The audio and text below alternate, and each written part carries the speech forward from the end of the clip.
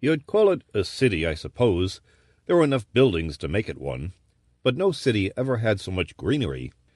It wasn't just tree-lined streets like Unter den Linden in Berlin, or islands covered with shrubbery like Park Avenue in New York. The grass and trees and shrubs grew around every building, separating them from each other by wide lawns. The buildings were more glass, or what looked like glass, than anything else. A few of the windows were opaque against the sun, but I couldn't see any shades or blinds, some kind of polarizing glass or plastic. I felt uneasy being there, but it was a thrill just the same to be alive in the future when I and everyone who lived in my day was supposed to be dead. The air smelled like the country. There was no foul gas boiling from the teardrop cars on the glass-level road. They were made of transparent plastic, clear round, and from top to bottom, and they moved along at a fair clip, but more smoothly than swiftly. If I hadn't seen the airship overhead, I wouldn't have known it was there. It flew silently, a graceful ball without wings, seeming to be borne by the wind from one horizon to the other, except that no wind ever moved that fast. One car stopped nearby, and someone shouted, "Here we are!" Several people leaped out and headed for me. I didn't think. I ran. I crossed the lawn and ducked into the nearest building, and dodged through long, smoothly walled, shadowlessly lit corridors until I found a door that would open. I slammed it shut and locked it. Then, panting, I fell into a soft chair that seemed to form itself around my body, and felt like kicking myself for the bloody idiot I was. What in hell had I run for? They couldn't have known who I was. If I'd arrived in a time when people wore togas or bathing suits, there would have been some reason for singling me out. But they had all had clothes just like ours, suits and shirts and ties for the men, a dress and high heels for the one woman with them. I felt somewhat disappointed that clothes hadn't changed any, but it worked out to my advantage. I wouldn't be so conspicuous. Yet why should anyone have yelled, "Here we are," unless— No, they must have thought I was somebody else. It didn't figure any other way. I had run because it was my first startled reaction, and probably because I knew I was there on what might be considered illegal business. If I succeeded, some poor inventor would be done out of his royalties. I wished I hadn't run. Besides making me feel like a scared fool, I was sweaty and out of breath. Playing old men doesn't make climbing down fire escapes much tougher than it should be, but it doesn't exactly make a sprinter out of you, not by several lungfuls. I sat there, breathing hard and trying to guess what next. I had no more idea of where to go for what I wanted than an ancient Egyptian set down in the middle of Times Square with instructions to sneak a mummy out of the Metropolitan Museum. I didn't even have that much information. I didn't know any part of the city, how it was laid out, or where to get the data that May Roberts had sent me for. I opened the door quietly and looked both ways before going out. After losing myself in the cross-connecting corridors a few times, I finally came to an outside door. I stopped, tense, trying to get my courage.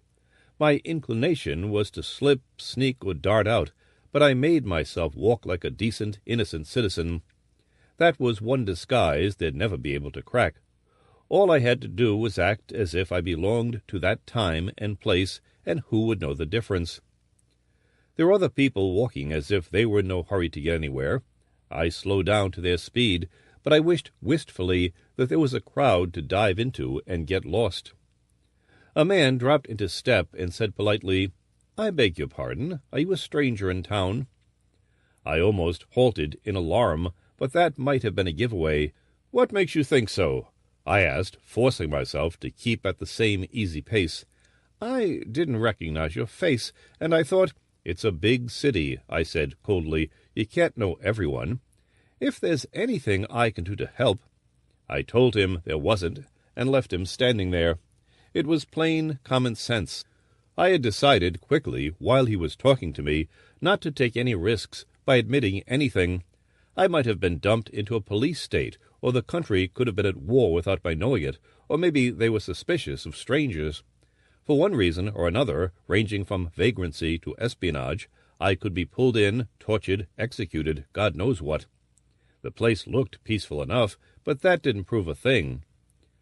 I went on walking, looking for something I couldn't be sure existed, in a city I was completely unfamiliar with, in a time when I had no right to be alive. It wasn't just a matter of getting the information she wanted. I'd have been satisfied to hang around until she pulled me back without the data. But then what would happen? Maybe the starvation cases were people who had failed her. For that matter, she could shoot me and send the remains anywhere in time to get rid of the evidence. Damn it, I didn't know if she was better or worse than I'd supposed, but I wasn't going to take any chances. I had to bring her what she wanted. There was a sign up ahead. It read, "To Shopping Center." The arrow pointed along the road. When I came to a fork and wondered which way to go, there was another sign, then another, pointing to still more farther on. I followed them to the middle of the city, a big square with a park in the center and shops of all kinds rimming it. The only shop I was interested in said electrical appliances. I went in. A neat young salesman came up and politely asked if he could do anything for me. I sounded stupid even to myself, but I said, "No thanks, I'd just like to do a little browsing," and gave a silly, nervous laugh. Me, an actor, behaving like a frightened yokel. I felt ashamed of myself. He tried not to look surprised, but he didn't really succeed. Somebody else came in, though, for which I was grateful, and he left me alone to look around. I don't know if I can get my feelings across to you. It's a situation that nobody would ever expect to find himself in, so it isn't easy to tell what it's like. But I've got to try. Let's stick with the ancient Egyptian I mentioned a while back, the one ordered to sneak a mummy out of the Metropolitan Museum. Maybe that'll make it clearer.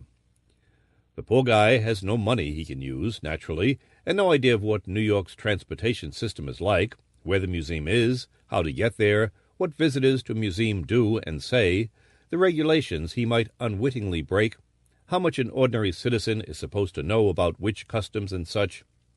Now, add the possible danger that he might be slapped into jail or an insane asylum if he makes a mistake, and you've got a rough notion of the spot I felt I was in.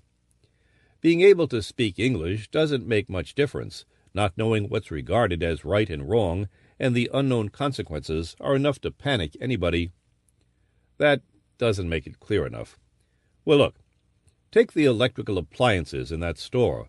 That might give you an idea of the situation and the way it affected me.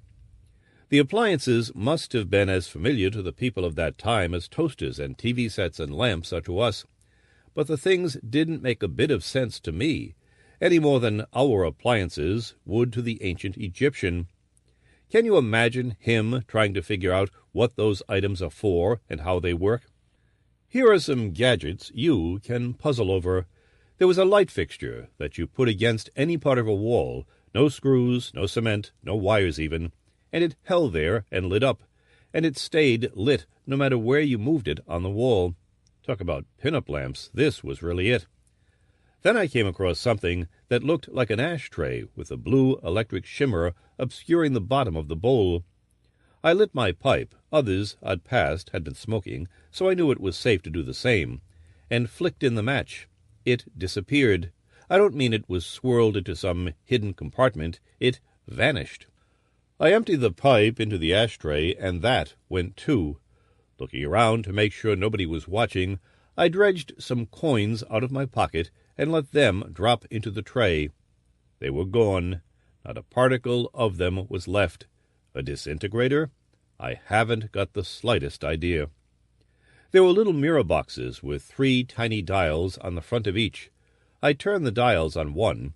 It was like using 3 dialed telephones at the same time, and a pretty girl's face popped onto the mirror surface and looked expectantly at me. "Yes," she said, and waited for me to answer. Wrong number, I guess," I answered, putting the box down in a hurry and going to the other side of the shop because I didn't have even a dim notion how to turn it off. The thing I was looking for was on a counter, a tinted metal box no bigger than a suitcase, with a lipped hole on top and small, undisguised verniers in front. I didn't know I'd found it, actually, until I twisted a vernier and every light in the store suddenly glared, and the salesman came rushing over and politely moved me aside to shut it off. "We don't want to burn out every appliance in the place, do we?" he asked quietly. "I just wanted to see if it worked all right," I said, still shaking slightly. "It could have blown up or electrocuted me, for all I knew." "But they always work," he said. Always?" "Of course. The principle is simple, and there are no parts to get worn out, so they last indefinitely." He suddenly smiled as if he had just caught the gist. "Oh, you were joking." "Naturally, everybody learns about the Dynapack in primary education. You are interested in acquiring one?" No, the old one is good enough. I was just, interested in knowing if the new models are much different or better than the old ones." "But there haven't been any new models since 2073, he said. "Can you think of any reason why there should be?" "I guess not," I stammered, "but you never can tell." "You can with Dynapacks," he said, and he would have gone on if I hadn't lost my nerve and mumbled my way out of the store as fast as I could. You want to know why? He asked me if I wanted to acquire a Dynapack, not buy one. I didn't know what acquire meant in that society. It could be anything from saving up coupons to winning whatever you wanted at some kind of lottery, or maybe working up the right number of labor units on the job, in which case he'd want to know where I was employed and the equivalent of Social Security and similar information, which I naturally didn't have, or it could just be fancy sales talk for buying. I couldn't guess, and I didn't care to expose myself any more than I had already. And my blunder about the Dynapack working and the new models was nothing to make me feel at all easier. Lord, the uncertainties and hazards of being in a world you don't know anything about. Daydreaming about visiting another age may be pleasant, but the reality is something else again. "Wait a minute, friend," I heard the salesman call out behind me. I looked back as casually, I hoped, as the pedestrians who heard him. He was walking quickly toward me with a very worried expression on his face. I stepped up my own pace, trying to keep a lot of people between us, meanwhile praying that they'd think I was just somebody who was late for an appointment. The salesman didn't break into a run or yell for the cops, but I couldn't be sure he wouldn't. As soon as I came to a corner, I turned it and ran like hell. There was a sort of alley down the block. I jumped into it, found a basement door, and stayed inside, pressed against the wall, quivering with tension and sucking air like a swimmer who'd stayed under water too long. Even after I got my wind back, I wasn't anxious to go out. The place could have been cordoned off, with the police, the Army, and the Navy all cooperating to nab me. What made me think so? Not a thing, except remembering how puzzled our ancient Egyptian would have been if he got arrested in the subway for something everybody did casually and without punishment in his own time, spitting. I could have done something just as innocent, as far as you and I are concerned, that this era would consider a misdemeanor or a major crime. And in what age was ignorance of the law ever an excuse? Instead of going back out, I prowled carefully into the building. It was strangely silent and deserted. I couldn't understand why until I came to a lavatory. There were little commodes and wash-basins that came up to barely above my knees. The place was a school. Naturally, it was deserted. The kids were through for the day. I could feel the tension dissolve in me like a ramrod of ice melting, no longer keeping my back and neck stiff and taut. There probably wasn't a better place in the city for me to hide, a primary school. The salesman had said to me, "Everybody learns about the Dynapack in primary education." Going through the school was eerie, like visiting a familiar childhood scene that had been distorted by time into something almost totally unrecognizable. There were no blackboards, teachers' big desk, children's little desks, inkwells, printers, globes, or books. Yet it was a school. The small fixtures in the lavatory downstairs had told me that, and so did the miniature chairs drawn neatly under the low, vividly painted tables in the various schoolrooms.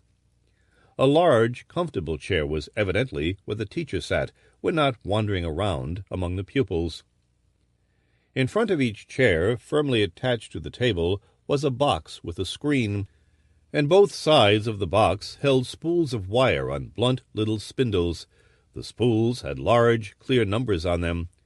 Near the teacher's chair was a compact case with more spools on spindles, and there was a large screen on the inside wall opposite the enormous windows. I went into one of the rooms and sat down in the teacher's chair, wondering how I was going to find out about the Dynapack. I felt like an archaeologist guessing at the functions of strange relics he had found in a dead city. Sitting in the chair was like sitting on a column of air that let me sit upright or slump as I chose. One of the arms had a row of buttons. I pressed one and waited nervously to find out if I'd done something that would get me into trouble. Concealed lights in the ceiling and walls began glowing, getting brighter, while the room gradually turned dark.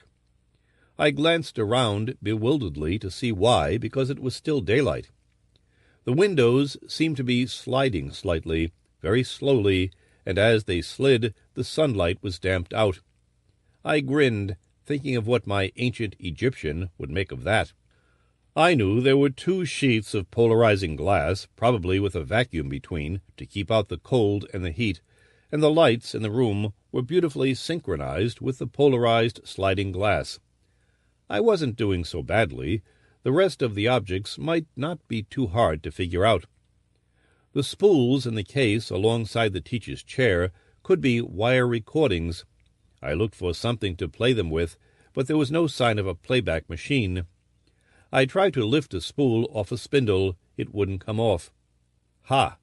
The wire led down the spindle to the base of the box, holding the spool in place. That meant the spools could be played right in that position. But what started them playing? I hunted over the box minutely. Every part of it was featureless, no dials, switches, or any unfamiliar counterparts. I even tried moving my hands over it, figuring it might be like a theremin, and spoke to it in different shades of command, because it could have been built to respond to vocal orders. Nothing happened. Remember the Poe story that shows the best place to hide something is right out in the open, which is the last place anyone would look? Well, these things weren't manufactured to baffle people, any more than our devices generally are. But it's only by trying everything that somebody who didn't know what a switch is would start up a vacuum cleaner, say, or light a big chandelier from a wall clear across the room. I'd pressed every inch of the box, hoping some part of it might act as a switch, and I finally touched one of the spindles. The spool immediately began spinning at a very low speed, and the screen on the wall opposite the window glowed into life. "The history of the exploration of the solar system," said an announcer's deep voice, "is one of the most adventuresome in mankind's long list of achievements. Beginning with the crude rockets developed during World War II. There were newsreel shots of V-1 and V-2 being blasted from their takeoff ramps, and a montage of later experimental models. I wished I could see how it all turned out, but I was afraid to waste the time watching. At any moment I might hear the footsteps of a guard or janitor or whoever tended buildings then. I pushed the spindle again. It checked the spool, which rewound swiftly and silently, and stopped itself when the rewinding was finished. I tried another. A nightmare underwater scene appeared. "With the aid of energy screens," said another voice, "the oceans of the world were completely charted by the year 2027. I turned it off. Then another on developments in medicine, one on architecture, one on history, the geography of such places as the interior of South America and Africa that were or are unknown today. And I was getting frantic, starting the wonderful wire films that held full-frequency sound and pictures in absolutely faithful color, and shutting them off hastily when I discovered they didn't have what I was looking for.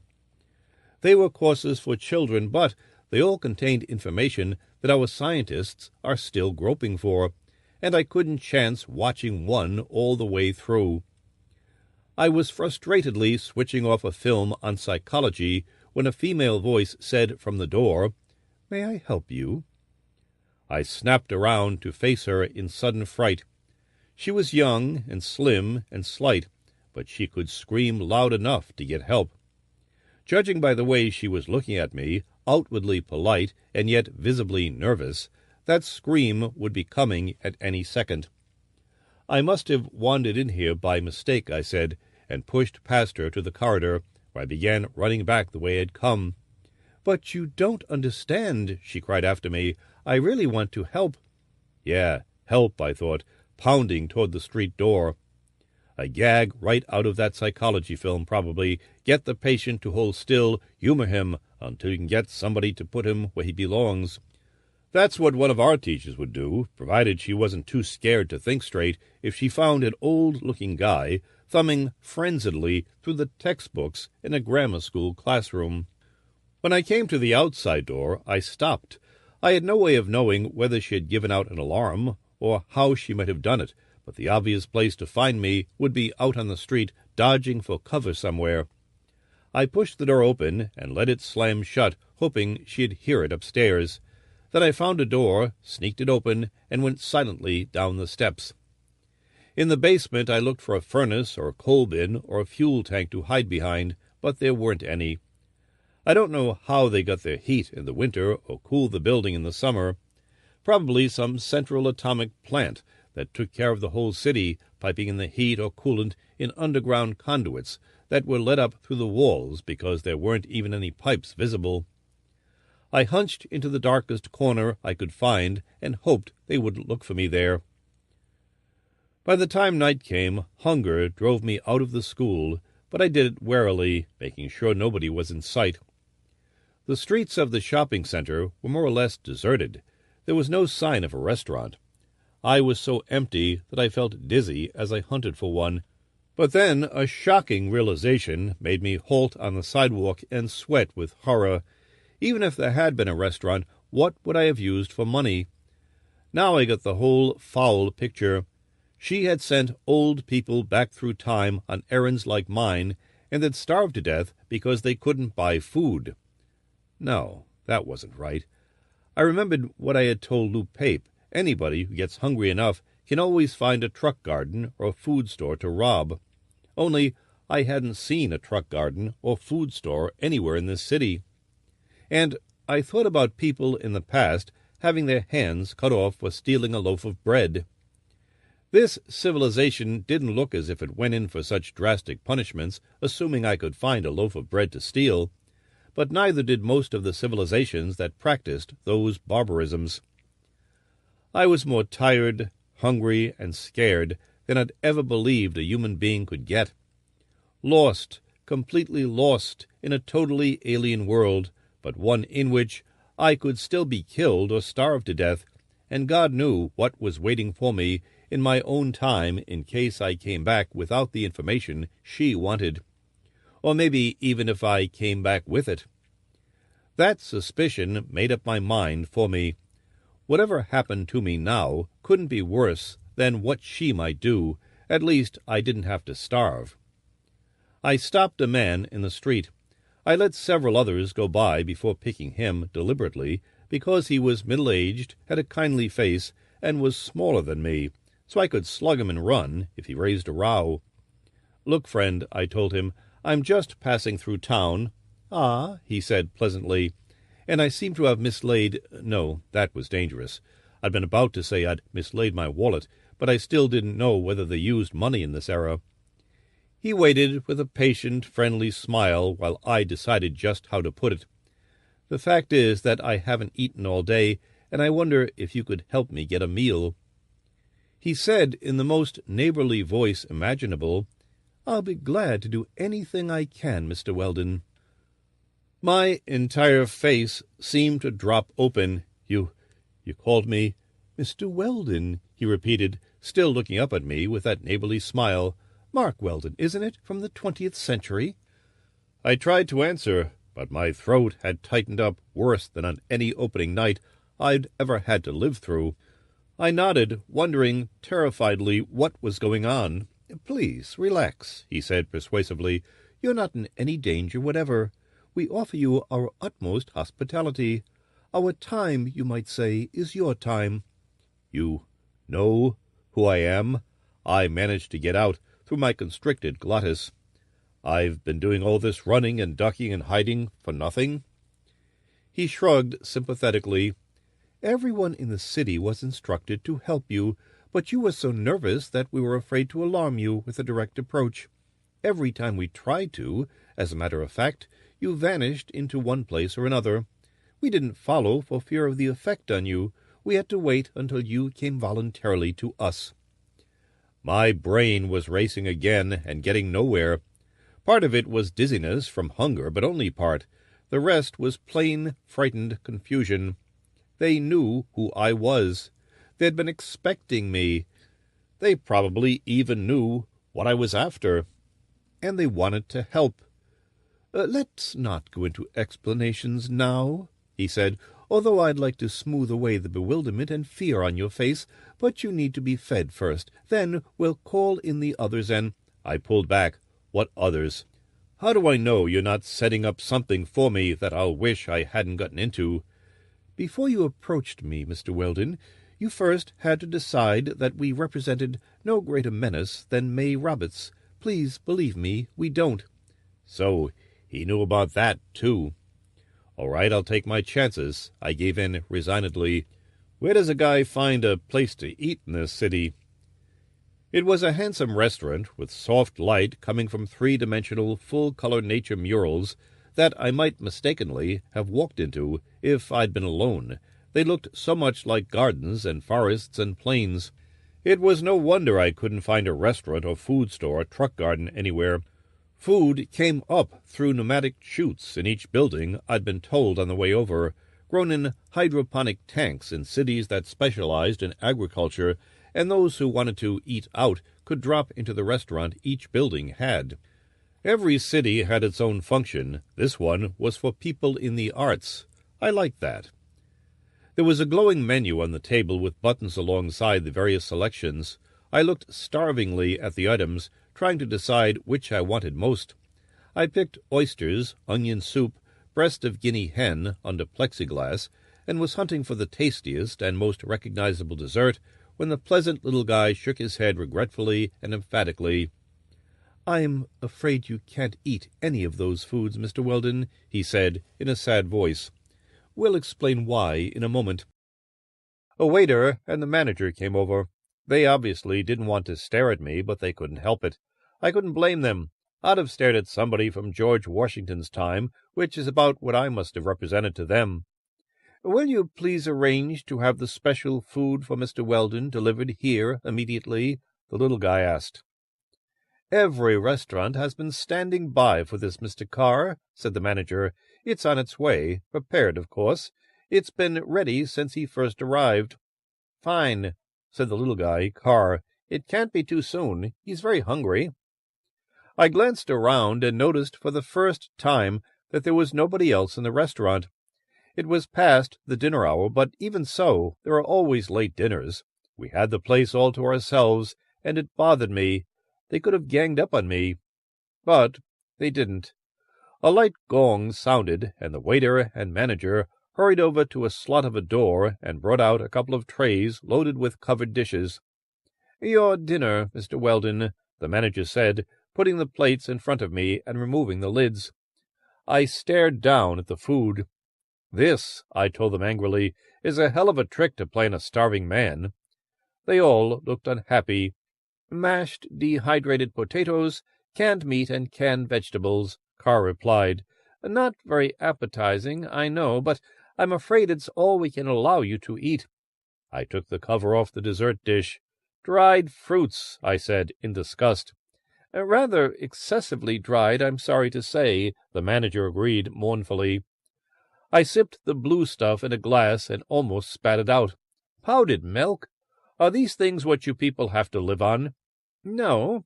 Our diet is quite varied," Carr said in embarrassment, "but we unfortunately can't give you any of the foods we normally eat ourselves."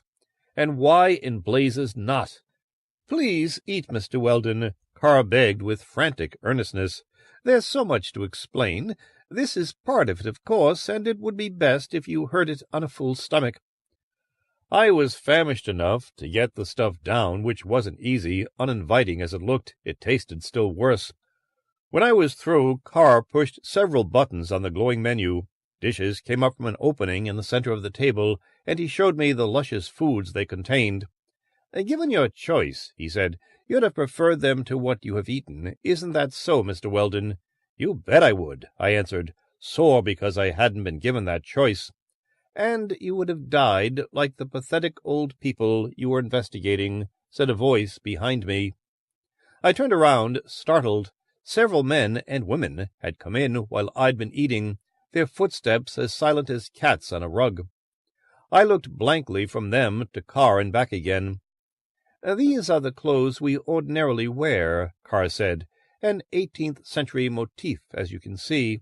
Updated knee-breeches and shirt-waists, a modified stock for the men, the daring low bodice of that era, the full skirts treated in a modern way by using sheer materials for the women, bright colors and sheens, buckled shoes of spun synthetics, very gay, very ornamental, very comfortable, and thoroughly suitable to our time." "But everybody I saw was dressed like me," I protested. "Only to keep you from feeling more conspicuous and anxious than you already were. It was quite a project, I can tell you. Your styles varied so greatly from decade to decade, especially those for women. And the materials were a genuine problem.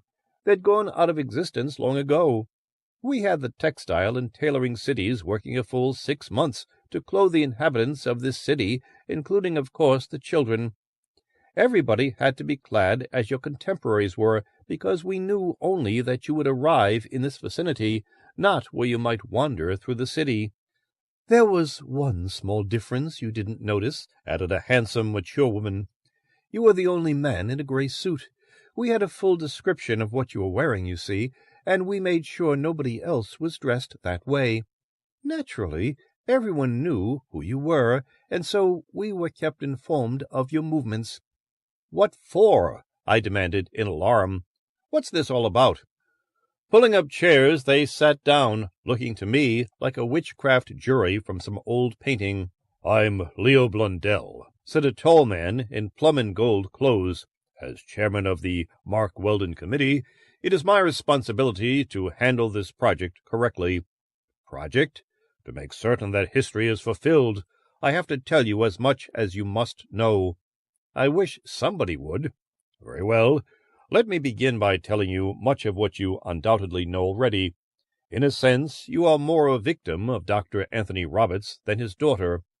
Roberts was a brilliant physicist, but because of his eccentric behavior, he was ridiculed for his theories and hated for his arrogance.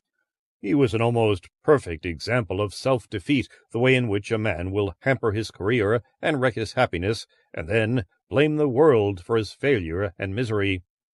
To get back to his connection with you, however, he invented a time machine. Unfortunately, its secret has since been lost and never rediscovered, and used it for anti-social purposes.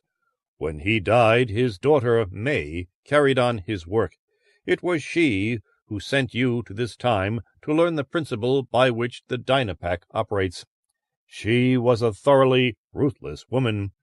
"Are you sure?" I asked uneasily. "Quite sure.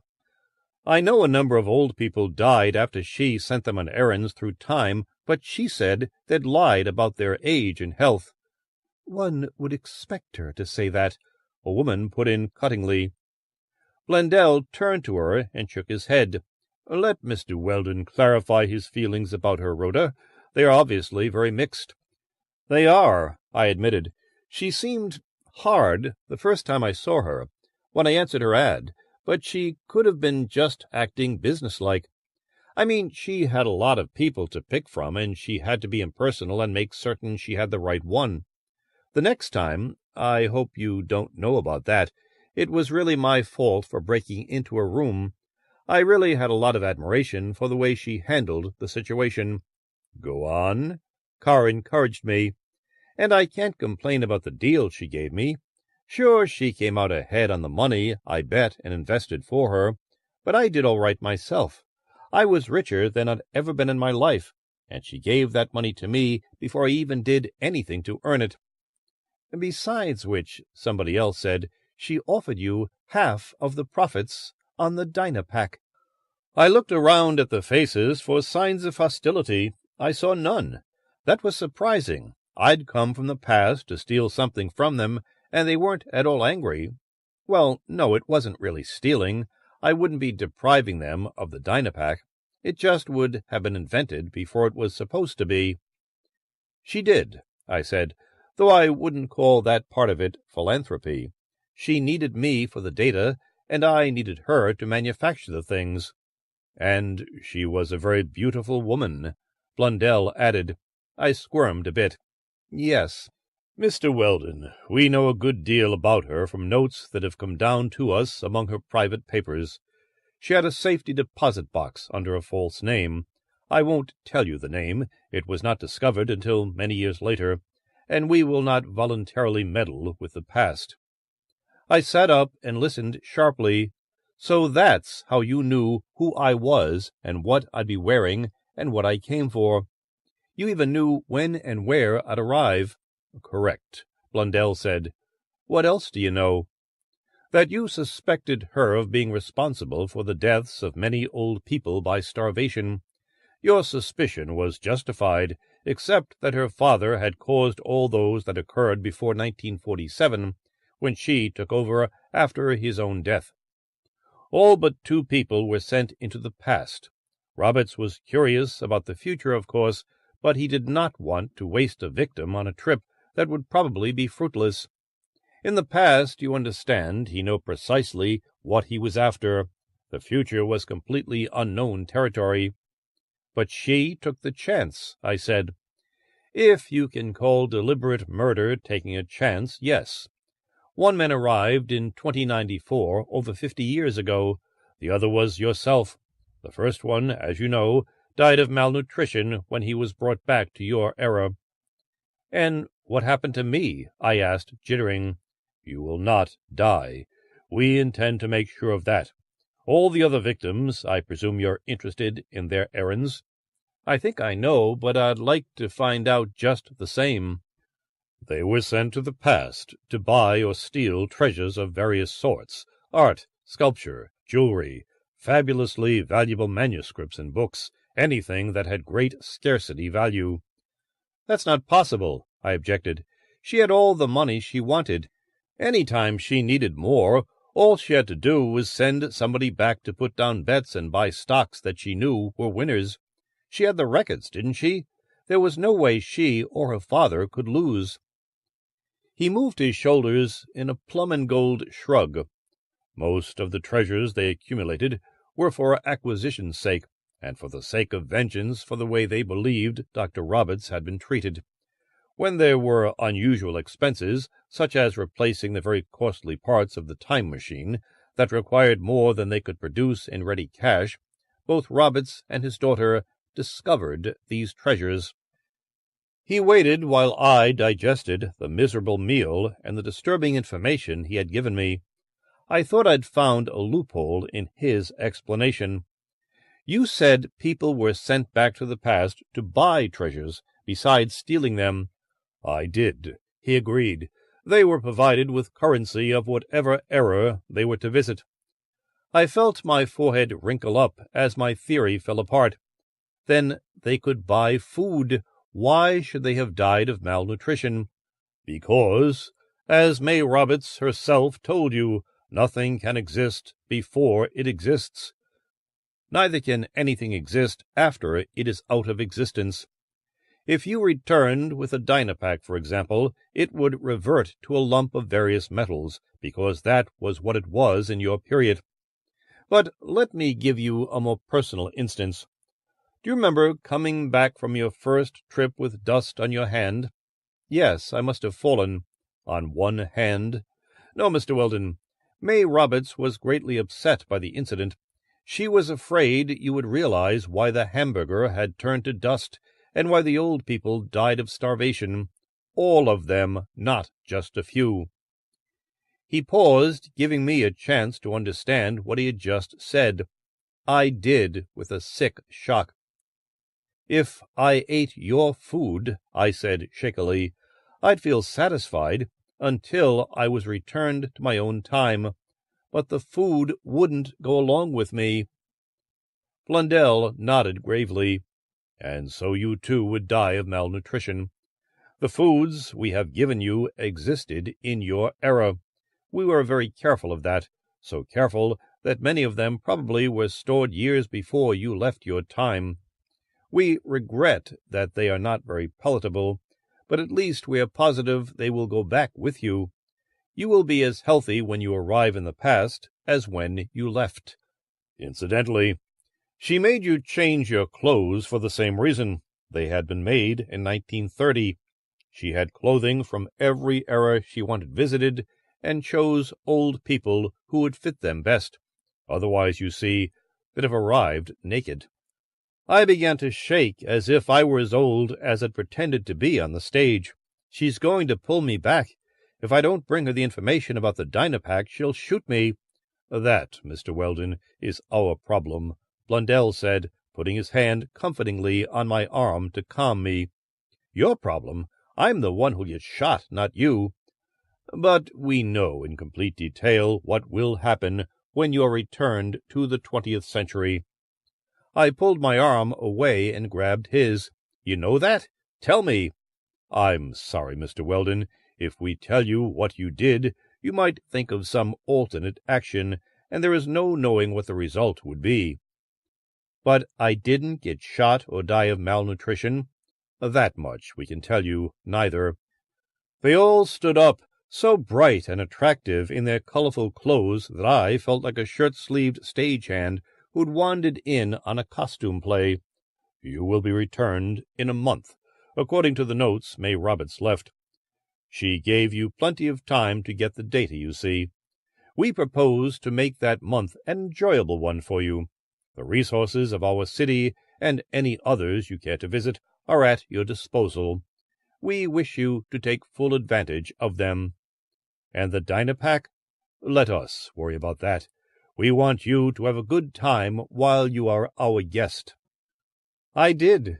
It was the most wonderful month of my life.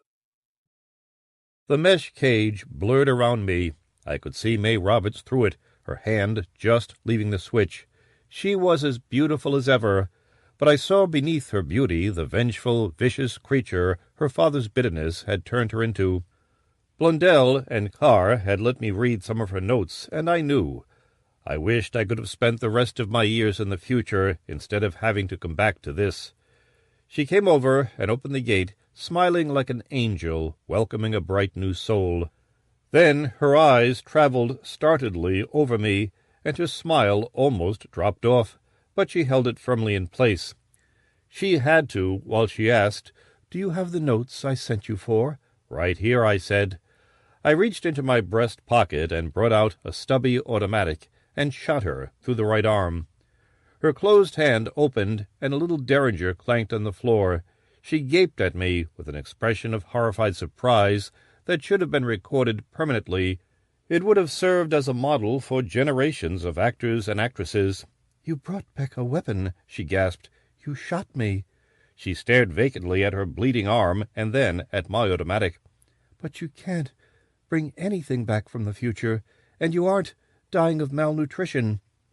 She said it all in a voice shocked into toneless wonder. "The food I ate and this gun are from the present," I said. "The people of the future knew I was coming. They gave me food that wouldn't vanish from my cells when I returned. They also gave me the gun instead of the plans for the Dynapack." "And you took it?" She screamed at me. "You idiot! I'd have shared the profits honestly with you. You'd have been worth millions." "With acute malnutrition," I amended. "I like it better this way, thanks. Poor but alive. Or relatively poor, I should say, because you have been very generous, and I appreciate it." "By shooting me?" "I hated to puncture that lovely arm, but it wasn't as painful as starving or getting shot myself. Now, if you don't mind, or even if you do, it's your turn to get into the cage, Miss Roberts." She tried to grab for the derringer on the floor with her left hand. "Don't bother," I said quietly. "You can't reach it before a bullet reaches you." She straightened up, staring at me for the first time with terror in her eyes. "What are you going to do to me?" she whispered. "I could kill you as easily as you could have killed me. Kill you and send your body into some other era. How many dozens of deaths were you responsible for? The law couldn't convict you of them, but I can, and I couldn't be convicted either." She put her hand on the wound. Blood seeped through her fingers as she lifted her chin at me. "I won't beg for my life, Weldon, if that's what you want. I could offer you a partnership, but I'm not really in a position to offer it, am I?" She was magnificent, terrifyingly intelligent, brave clear through, and deadlier than a plague. I had to remember that. "Into the cage," I said. "I have some friends in the future who have plans for you. I won't tell you what they are, of course. You didn't tell me what I'd go through, did you? Give my friends my fondest regards. If I can manage it, I'll visit them and you." She backed warily into the cage. It would have been pleasant to kiss those wonderful lips good-bye. I thought about them for a whole month, wanting them and loathing them at the same time. It would have been like kissing a coral snake. I knew it, and I concentrated on shutting the gate on her. "You'd like to be rich, wouldn't you, Weldon?" she asked, through the mesh. "I can be," I said. "I have the machine. I can send people into the past or future and make myself a pile of dough. Only I'd give them food to take along. I wouldn't kill them off to keep the secret to myself. Anything else on your mind?" "You want me," she stated. I didn't argue. "You could have me." "Just long enough to get my throat slit or brains blown out. I don't want anything that much." I rammed the switch closed. The mesh cage blurred, and she was gone. Her blood was on the floor, but she was gone into the future I had just come from. That was when the reaction hit me. I'd escaped starvation and her gun, but I wasn't a hero, and the release of tension flipped my stomach over and unhinged my knees. Shaking badly, I stumbled through the big empty house until I found a phone. Lou Pape got there so quickly that I still hadn't gotten over the tremors, in spite of a bottle of brandy I dug out of a credenza, maybe because the date on the label, 1763, gave me a new case of the shivers. I could see the worry on Lou's face vanish when he assured himself that I was all right. It came back again, though, when I told him what had happened. He didn't believe any of it, naturally. I guess I hadn't really expected him to. "If I didn't know you, Mark," he said, shaking his big, dark head unhappily, "I'd send you over to Bellevue for observation. Even knowing you, maybe that's what I ought to do." "All right, let's see if there's any proof," I suggested tiredly. From what I was told, there ought to be plenty. We searched the house clear down to the basement, where he stood with his face slack. "Christ," he breathed. "The annex to the Metropolitan Museum." The basement ran the length and breadth of the house and was twice as high as an average room, and the whole glittering place was crammed with paintings in rich, heavy frames, statuettes, books, manuscripts, goblets and ewers and jewelry made of gold and huge gems, and tapestries in brilliant color. And everything was as bright and sparkling and new as the day it was made, which was almost true of a lot of it. "The dame was loaded, and she was an art collector, that's all," Lou said. "You can't sell me that screwy story of yours. She was a collector, and she knew where to find things." "She certainly did," I agreed. "What did you do with her?" "I told you I shot her through the arm before she could shoot me, and I sent her into the future." He took me by the front of the jacket. "You killed her, Mark. You wanted all this stuff for yourself, so you knocked her off and got rid of her body somehow." "Why don't you go back to acting where you belong, Lou, and leave sleuthing to people who know how?" I asked, too worn to pull his hands loose. "Would I kill her and call you up to get right over here? Wouldn't I have sneaked these things out first? Or more likely, I'd have sneaked them out, hidden them, and nobody, including you, would know I'd ever been here. Come on, use your head." "That's easy. You lost your nerve." "I'm not even losing my patience." He pushed me away savagely. If you killed her for the stuff, or because of that crazy yarn you gave me, I'm a cop, and you're no friend. You're just a plain killer I happen to have known once, and I'll make sure you fry." You always did have a taste for that kind of dialogue. Go ahead and wrap me up in an airtight case, have them throw the book at me, send me up the river, put me in the hot squat, but you'll have to do the proving, not me. He headed for the stairs. "I will. And don't try to make a break or I'll plug you, as if I never saw you before." He put in a call at the phone upstairs. I didn't give a particular damn who it was he'd called. I was too relieved that I hadn't killed May Roberts. Destroying anything that beautiful, however evil, would have stayed with me the rest of my life. There was another reason for my relief. If I'd killed her and left the evidence for Lou to find, he'd never helped me. No, that's not quite so. He'd probably have tried to get me to plead insanity on the basis of my unbelievable explanation. But most of all, I couldn't get rid of the look on her face when I'd shot her through the arm that was so wonderful to look at, and that had held a murderous little gun to greet me with. She was in the future now. She wouldn't be executed by them. They regarded crime as an illness, and they'd treat her with their marvelously advanced therapy, and she'd become a useful, contented citizen, living out her existence in an era that had given me more happiness than I'd ever had. I sat and tried to stupefy myself with brandy that should long ago have dried to brick hardness, while Lou Pape stood at the door with his hand in the holster and glared at me.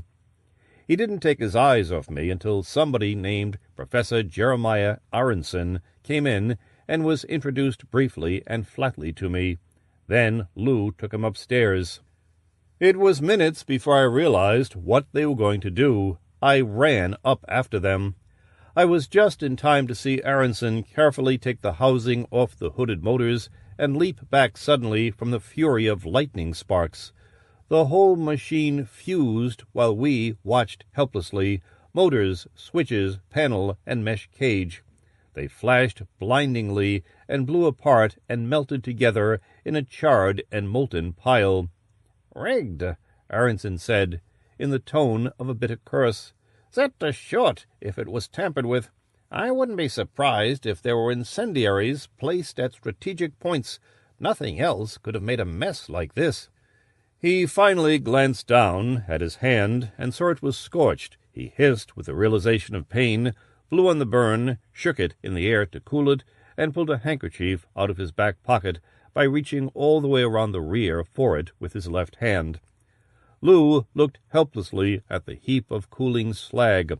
"Can you make any sense of it, Prof?" he asked. "Can you?" Aronson retorted. "Melt down a microtome or any other piece of machinery you're unfamiliar with, and see if you can identify it when it looks like this." He went out, wrapping his hand in the handkerchief. Lou kicked glumly at a piece of twisted tubing. "Aronson is a top physicist, Mark. I was hoping he'd make enough out of the machine to— hell, I wanted to believe you. I couldn't. I still can't. Now we'll have to dig through the house to find her body." "You won't find it or the secret of the machine," I answered miserably. "I told you they said the secret would be lost. This is how. Now I'll never be able to visit the future again. I'll never see them or May Roberts. They'll straighten her out, get rid of her hate and vindictiveness, and it won't do me a damned bit of good because the machine is gone and she's generations ahead of me." He turned to me puzzledly. "You're not afraid to have us dig for a body, Mark? Tear the place apart if you want." "We'll have to," he said. "I'm calling homicide." "Call in the Marines. Call in anybody you like. You'll have to stay in my custody until we're through." I shrugged. "As long as you leave me alone while you're doing your digging, I don't give a hang if I'm under arrest for suspicion of murder. I've got to do some straightening out. I wish the people in the future could take on the job. They could do it faster and better than I can, but some nice, peaceful quiet would help." He didn't touch me or say a word to me as we waited for the squad to arrive. I sat in the chair and shut out first him and then the men with their sounding hammers and crowbars and all the rest. She had been ruthless and callous, and she had murdered old people with no more pity than a wolf among a herd of helpless sheep. But Blundell and Carr had told me that she was as much a victim as the oldsters who died of starvation with the riches she had given them, still untouched, on deposit in the banks or stuffed into hiding places or pinned to their shabby clothes. She needed treatment for the illness her father had inflicted on her, but even he, they'd said, had been suffering from a severe emotional disturbance, and proper care could have made a great and honored scientist out of him. They'd told me the truth and made me hate her, and they'd told me their viewpoint and made that hatred impossible. I was here in the present without her. The machine was gone. Yearning over something I couldn't change would destroy me. I had no right to destroy myself. Nobody did, they'd told me, and nobody who reconciles himself to the fact that some situations just are impossible to work out ever could. I'd realized that when the squad packed up and left and Lou Pape came over to where I was sitting. "You knew we wouldn't find her," he said. "That's what I kept telling you. Where is she?" "In Port Said, exotic hellhole of the world, where she's dancing in veils for the depraved." "Cut out the kidding. Where is she?" "What's the difference, Lou? She's not here, is she?" "That doesn't mean she can't be somewhere else, dead." "She's not dead. You don't have to believe me about anything else, just that." He hauled me out of the chair and stared hard at my face. "You aren't lying," he said. "I know you well enough to know you're not." "All right, then. But you're a damn fool to think a dish like that would have any part of you. I don't mean you're nothing a woman would go for, but she's more fang than female. You'd have to be richer and better looking than her, for one thing. Not after my friends get through with her. She'll know a good man when she sees one, and I'd be what she wants." I slid my hand over my naked scalp. "With a head of hair, I'd look my real age, which happens to be a year younger than you, if you remember. She'd go for me. They checked our emotional quotients, and we'd be a natural together. The only thing was that I was bald. They could have grown hair on my head, which would have taken care of that, and then we'd have gotten together like gin and tonic." Lou arched his black eyebrows at me. "They really could grow hair on you?" "Sure. Now, you want to know why I didn't let them?" I glanced out the window at the smoky city. "That's why. They couldn't tell me if I'd ever get back to the future. I wasn't taking any chances. As long as there was a possibility that I'd be stranded in my own time, I wasn't going to lose my livelihood. Which reminds me, you have anything else to do here?" "There'll be a guard stationed around the house and all her holdings, and Art will be taken over until she comes back." "She won't." "Or is declared legally dead." "And me?" I broke in. "We can't hold you without proof of murder." "Good enough. Then let's get out of here." "I have to go back on duty," he objected. "Not any more. I've got over $15,000 in cash and deposits, enough to finance you and me." "Enough to kill her for?" "Enough to finance you and me," I repeated doggedly. "I told you I had the money before she sent me into the future." All right, he interrupted. "Let's not go into that again. We couldn't find a body, so you're free. Now, what's this about financing the two of us?" I put my fingers around his arm and steered him out to the street. "This city has never had a worse cop than you," I said. "Why? Because you're an actor, not a cop. You're going back to acting, Lou. This money will keep us both going until we get a break." He gave me the slit-eyed look he'd picked up in line of duty. "That wouldn't be a bribe, would it?"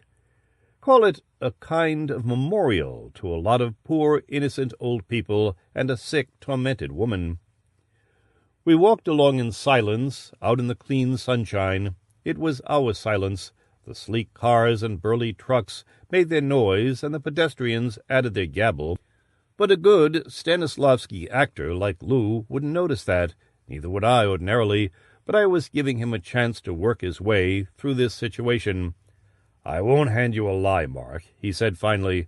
"I never stopped wanting to act. I'll take your deal on 2 considerations." "All right. What are they?" "That whatever I take off you is strictly a loan." "No argument. What's the other?" He had an unlit cigarette almost to his lips. He held it there while he said that any time you come across a case of an old person who died of starvation with $30,000 stashed away somewhere, you turn fast to the theatrical page and not tell me or even think about it. "I don't have to agree to that." He lowered the cigarette, stopped, and turned to me. "You mean it's no deal?" "Not that," I said. "I mean there won't be any more of those cases. Between knowing that and both of us back acting again, I'm satisfied. You don't have to believe me. Nobody does." He lit up and blew out a pretty plume, fine and slow and straight, which would have televised like $1 million in the bank. Then he grinned. "You wouldn't want to bet on that, would you?" "Not with a friend. I do all my sure-thing betting with bookies." "Then make it a token bet," he said. $1 that somebody dies of starvation with a big poke within a year." I took the bet. I took the $1 a year later.